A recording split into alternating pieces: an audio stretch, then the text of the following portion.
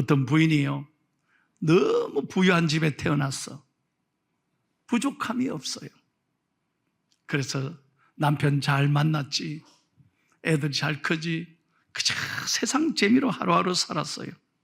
사치와 낭비하며 세상에서 쾌락을 찾던 그런 부인이었어요. 그런데 이 부인이 어느 날 교회에 와서 예수님을 만났어요. 복음을 영접한 거예요. 그런 다음에 완전히 생각이 바뀌었어요. 교회 나오니까요, 세상에, 새로운 세상에 있는 거예요. 이전엔 자기밖에 몰랐어요. 늘 세상 재미에 빠져 살았어. 그런데요, 은혜 받고 나니까 불쌍한 사람이 눈에 보이기 시작했어요. 야, 인생이 아무것도 아닌데 뭘 이렇게 살아. 그래서 그날부터 너무 감사해서 그냥 불쌍한 사람들을 지나칠 수 없어서 자기의 주신 물질을 가지고 나누기 시작했어. 고아원에도 찾아가고 양로병원에도 찾아가고 어려운 사람들 다 찾아가서 나누기 시작했어. 얼마나 인생이 기쁜지 몰라. 하늘의 기쁨으로 살기 시작한 거예요.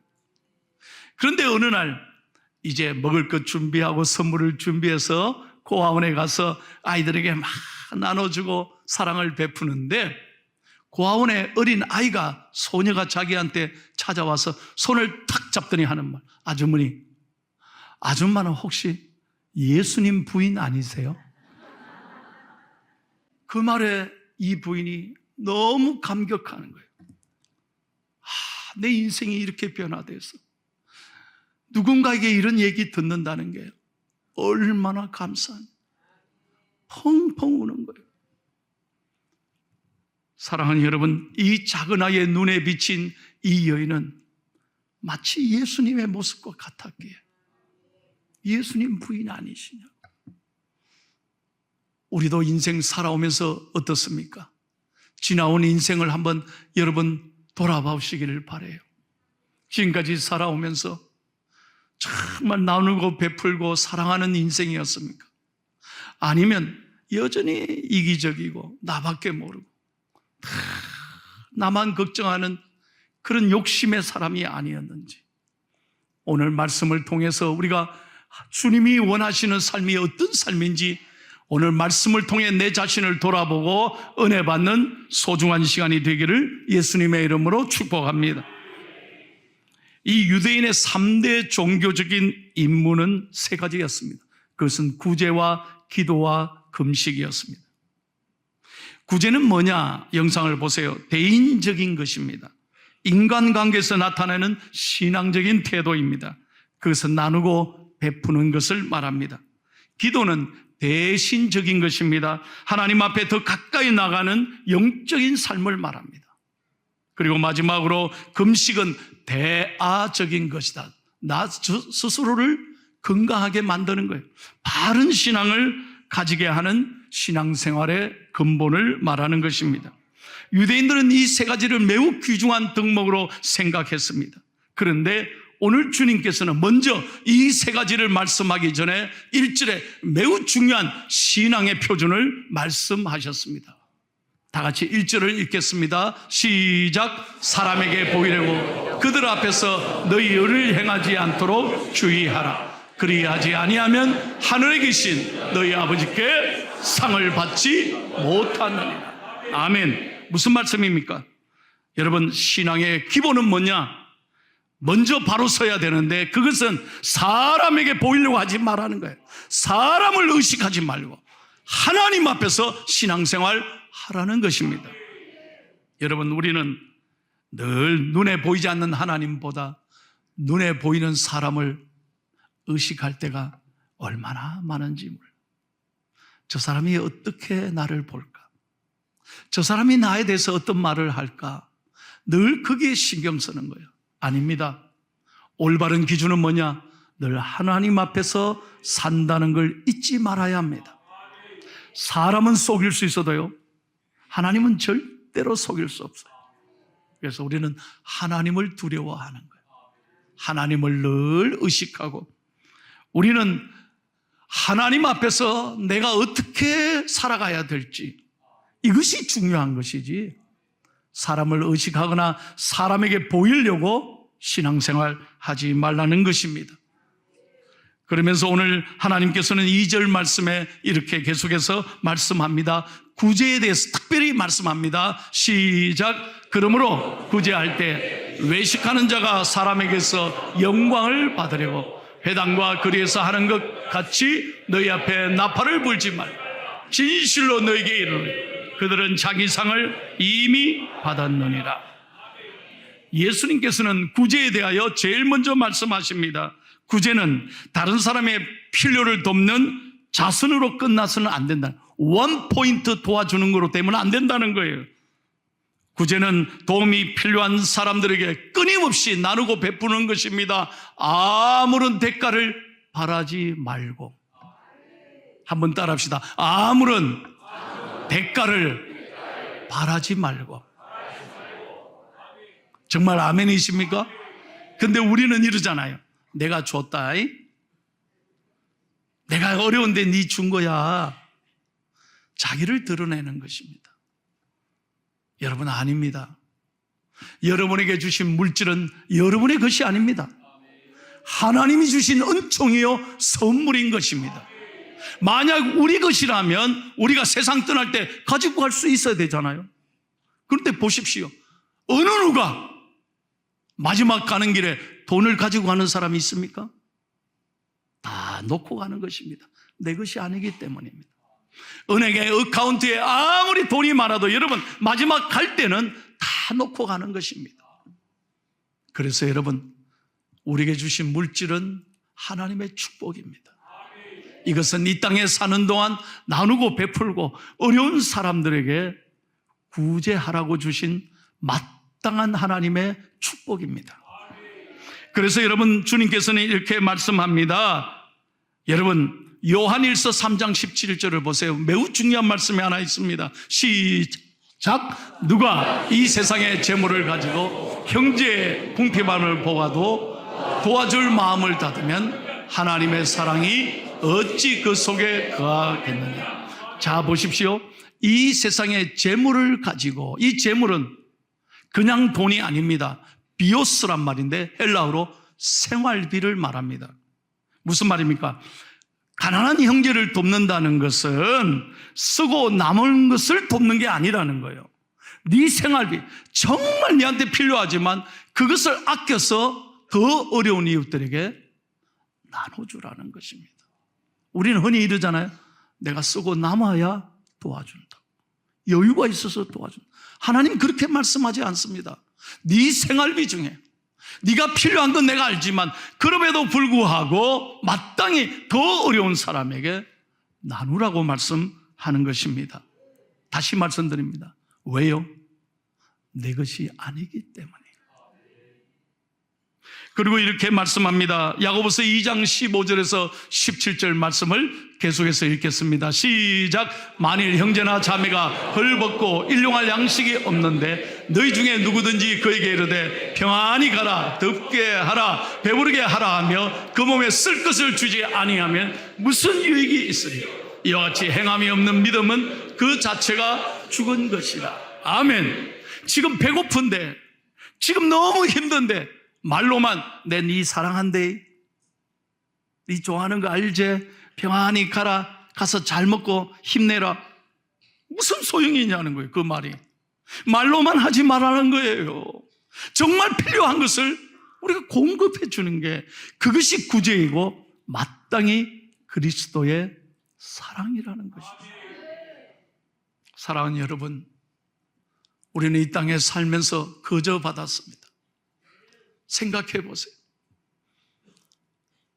우리 주님께서 따져보고 사랑한 게 아닙니다. 받을 조건이나 자격이 있어서 사랑하신 게 아닙니다.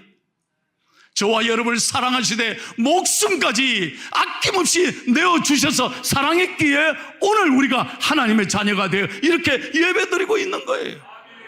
마땅히 그 사랑받았기에 우리도 내세우지 말고 자랑하지 말고 폼 잡지 말고 사랑하라는 거예요. 여러분, 저는 이 말을 평생 새기고 있습니다.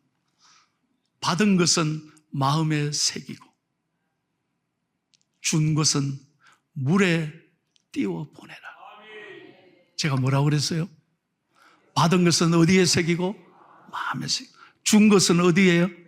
물에 띄워 보내라. 근데 우리는 다 거꾸로잖아요. 받은 건 다 잊어버려요. 근데 준 것은 내 이거 줬대. 그래서 섭섭한 거예요.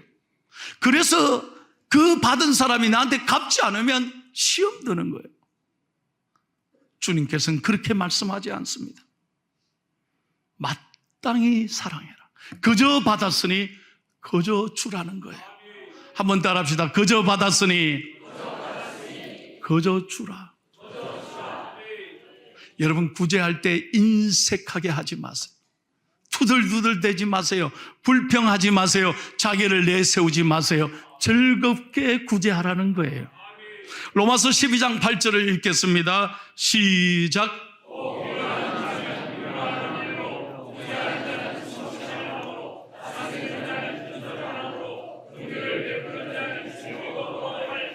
예.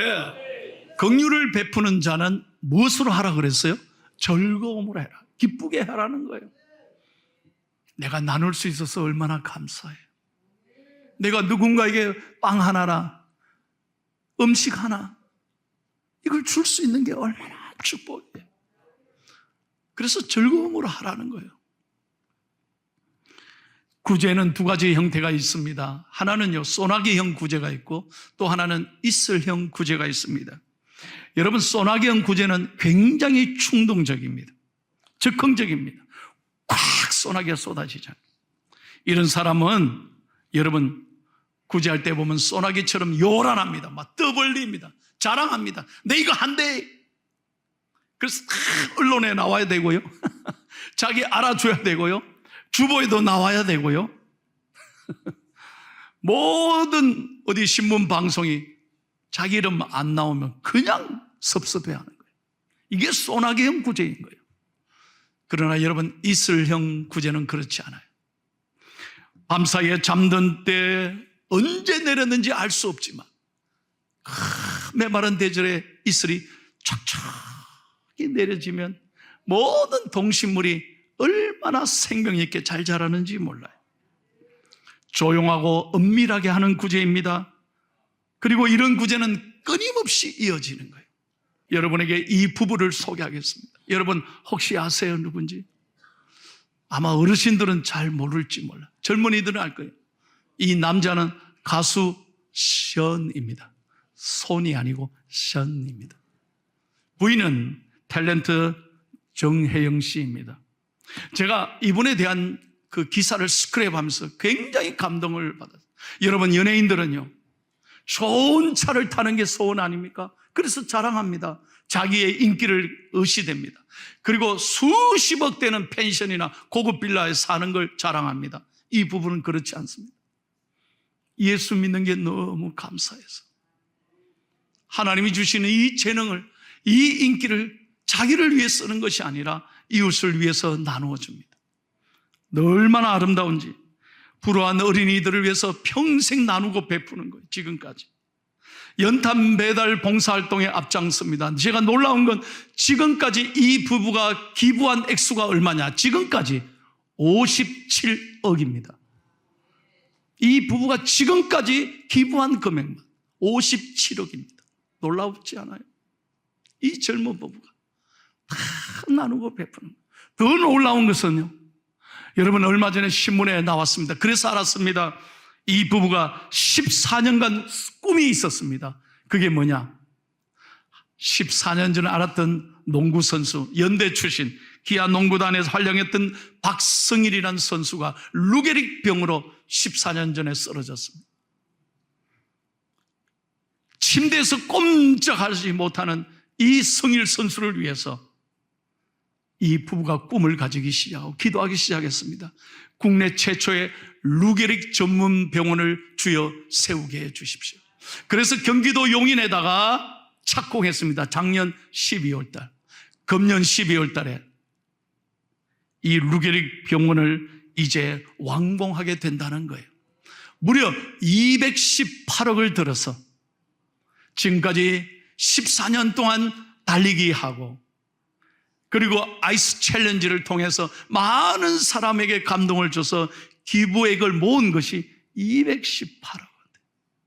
그래서 국내 최초의 루게릭 병원을 세우게 되었다. 이제 눈앞에 그 꿈이 이루어진다는 거예요. 오늘 시온이란 가수가 이런 이야기했습니다. 꿈은 포기하지 않으면 하나님이 이루어 주신다는 거예요. 여러분, 나는 왜 이게 없을까? 나는 왜 이게 도대체 왜 이래? 불평하지 마십시오. 여러분 한 분 한 분이 하나님께는 얼마나 소중한 사람입니다. 여러분은 그리스도의 사랑받는 사람. 그 사랑받았기에 내게 있는 것을 감사하시고 적은 것이지만 가장 소중한 것을 나눌 때 하나님이 영광 받으실 것입니다. 우리 예수 믿는 사람이 말로만 사랑 하지 말고 사랑을 실천할 때 하나님이 그곳에 함께 하실 것입니다. 계속해서 구제에 대해서 주님이 이렇게 말씀하십니다. 3절 말씀 다 같이요. 시작.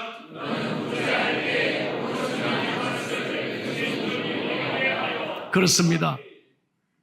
어떻게 자신이 모를 수 있습니까? 근데 주님이 말씀합니다. 자신도 모르게 하라. 절대 기억하지 마라. 줬으면 잊어버리라는 거예요. 왼손이 모르게 해라는 겁니다. 사랑하는 여러분, 우리 예수 믿는 사람은 자기를 드러내지 마십시다. 우리가 박수 받지 마십시다. 우리가 박수 받고 영광 받으면 하나님 나라에 가서 무슨 그렇게 상급이 있겠어요? 이 땅에 사는 동안 우리가 박수 받는다면 하나님이 기뻐하실까요? 세상 사람들은 이렇게 말합니다. 교회가 뭐 하냐고. 교회가 도대체 대사회적으로 무슨 봉사를 많이 하느냐 그렇게 질문합니다. 아닙니다. 여러분, 제가 분명하게 말합니다. 작년에 대사회적으로 우리 개신교회가 한국에 쏟아붓고 구제한 돈이 전 액수의 70%에 해당됩니다. 여러분, 개신교회가 그만큼 전국에 있는 수많은 교회들이 나누고 베풀고 자선하고 구제하는 일에 힘쓰고 있습니다. 그런데 왜 자랑하지 않습니까? 왼손이 모르게 하라고 하셨기 때문에. 교회들이 자랑하지 않는 것입니다. 이걸 뭐 발표하지 않는 것입니다. 주님의 말씀을 실천하고 있는 것입니다. 교회는 드러내지 않습니다. 교회는 우리가 박수 받지 않습니다. 그저 우리는 아낌없이 주되 우리 모두에게는 고백이 있습니다. 예, 하나님의 은혜입니다. 하나님이 하셨습니다. 한번 따라할까요? 하나님의 은혜입니다. 하나님이 하셨습니다. 우리가 줄 때 이런 마음으로 주는 거예요. 내 것이 아닙니다. 나를 기억하지 마세요. 하나님이 하셨습니다.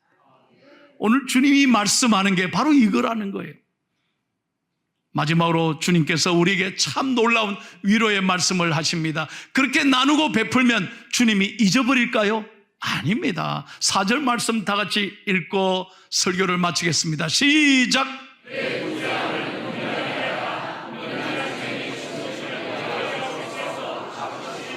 아멘. 아버지께서 어떻게 하신다고요? 다 하시고 갚으신다는 거예요. 아무도 보지 않는 곳을 하나님은 보시고 계십니다. 누구나 관심 없는 곳이지만 하나님은 관심을 가지고 보시고 계신다는 거예요. 공중에 나는 새 한 마리, 사람들은 관심을 두지 않습니다. 그러나 하나님은 그 새 한 마리도 다 아시고 계십니다. 하루밖에 못 사는 하루살이 들풀 인생도 하나님 먹이고 돌보십니다. 하물며 우리를 하나님께서 모르시겠습니까?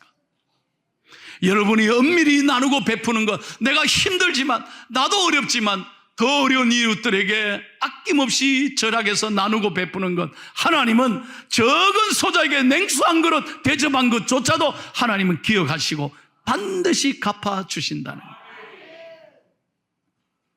여러분, 누가복음 6장 38절 보세요. 그래서 주님께서는 이렇게 이 말씀을 자세히 하고 있습니다. 우리가 나누면 어떻게 된다고요? 크게 한번 읽고 마치겠습니다. 시작! 주라! 그리하면 너희에게 줄 것이니 곧 후히되어 누르고 흔들어 넘치도록 하여 너희에게 안겨주리라. 너희가 헤아리는 그 헤아림으로 너희도 헤아림을 도로 받을 것이니. 아멘. 주라!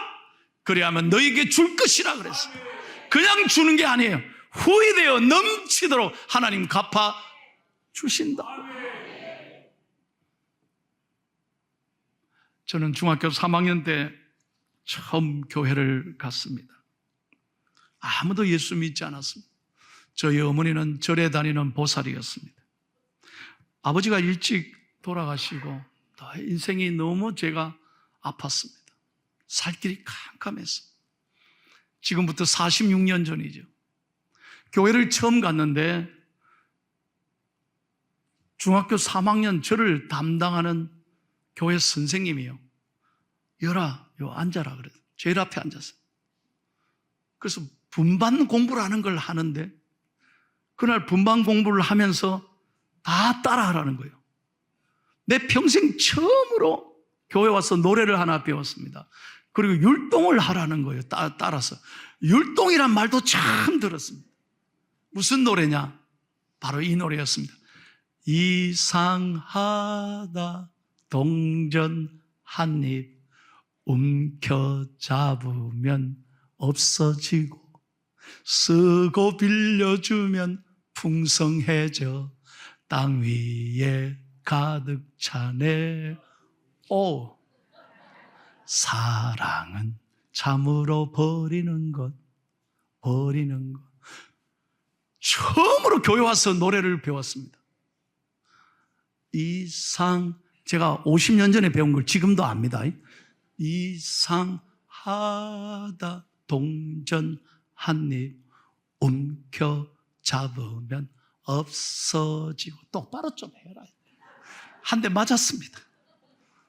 없어지고 쓰고 빌려주면 풍성해져 땅 위에 가득 차네. 여러분 46년 전에 배운 찬양을 지금도 제가 기억합니다. 그러면서 선생님이, 그때는 처녀였습니다. 지금은 목사님, 사모님이 되신 선생님이 저를 보고, 열아, 교회 잘 왔다. 네 꼭 주는 사람이 되래. 나 아무것도 없었습니다. 아버지 돌아가시고 너무 인생이 캄캄했는데 너 주는 사람이 되라. 이 말 한마디가 제 인생을 바꿨습니다. 오늘 제가 목사가 돼서 이 자리에 있는 거예요. 우리 모두 다 주님 앞에 설 것입니다. 대단히 죄송하지만 다 주님 앞에 설 거 아니에요. 언젠가는 다 서는 거예요. 그때 주님 앞에 부끄러워서 후회하면서 주님 앞에 어쩔 줄 몰라 하는 성도가 아니라 잘했다, 참 잘 살았다. 우리가 주님 앞에서 아버지 저 열심히 잘 살았지에, 저 이만하면 괜찮지에, 주님이 그때 우리를 안으시면서 참 고맙다, 사랑하는 내 아들아 딸아, 너에게 영광의 면류관을 씌워주리라. 이런 칭찬받고 사랑받고 하나님 앞에 상급받는 사랑의 사람이 다 될 수 있기를 축복합니다.